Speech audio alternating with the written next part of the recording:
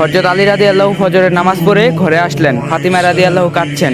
উনি জিজ্ঞাসা করলেন, ফাতিমা তুমি কাঁদছো কেন? ফাতিমা রাদিয়াল্লাহু আরো জোরে জোরে কাঁদতে লাগলেন। ফাতিমা বললেন, আলী, আজকে আব্বাজান নবীজি সাল্লাল্লাহু আলাইহি সাল্লাম আমার স্বপ্নে এসেছিলেন। তিনি বললেন, ও আমার ফাতিমা, আমি তোমাকে নিতে এসেছি। মা, আজকে তুমি রোজা রাখবে। সেহরি করবে আলীর দস্তরখানায়, ইফতারি করবে আব্বাজানের দস্তরখানায়। হযরত আলীর বুঝতে বাকি রইল না, আজকে ফাতিমা ইন্তিকাল করবে। ফাতিমা রাদিয়াল্লাহু জ্বরে ভুগছিলেন। বিকালে ওনার অবস্থান আরো অবনতি হলো। তিনি হযরত আলীকে লক্ষ্য করে বলছেন, হে আলী, আমি আপনাকে অনেক কষ্ট দিয়েছি, আপনি আমাকে মাফ করে দিয়েন। আমার মৃত্যুর পর আপনি বিয়ে করে নেন যাকে আপনার পছন্দ হয়। শুধু একটি অনুরোধ আমার, হাসান হোসেনকে সপ্তাহে একদিন আপনি কোলের মধ্যে নিয়ে ঘুমাবেন। ফাতিমা রাদিয়াল্লাহু মৃত্যুবরণ করলেন। মৃত্যুর পূর্বে তিনি বলে গেলেন, আমাকে রাতের বেলায় দাফন করবেন, মানুষ যাতে বুঝতে না পারে আমার কতটুকু সর্বস্ব ছিল এবং আমি কতটুকু লম্বা ছিলাম। এতে আমার পর্দা ভঙ্গ হবে। জানাজার পর যখন লাশ বহন করতে হবে, তখন হযরত আলী দেখলেন খাটিয়া বহনের জন্য আর একজন লোক দরকার। এমন সময় হযরত আবু যর গিফারি রাদিয়াল্লাহু আসলেন। আলী রাদিয়াল্লাহু আশ্চর্য হয়ে জিজ্ঞাসা করলেন, আপনি কিভাবে জানলেন? উনি বললেন, আল্লাহর হাবিব আমার স্বপ্নে এসে বলেছেন,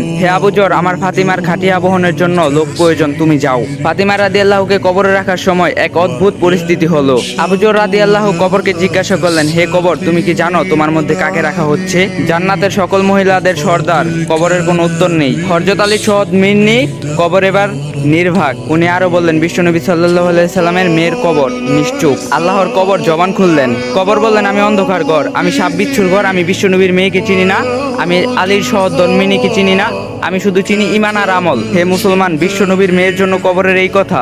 আমরা তো সাধারণ মুসলমান। আল্লাহ তাআলা সবাইকে ঈমানদার হওয়ার তৌফিক দান করুক, আমিন।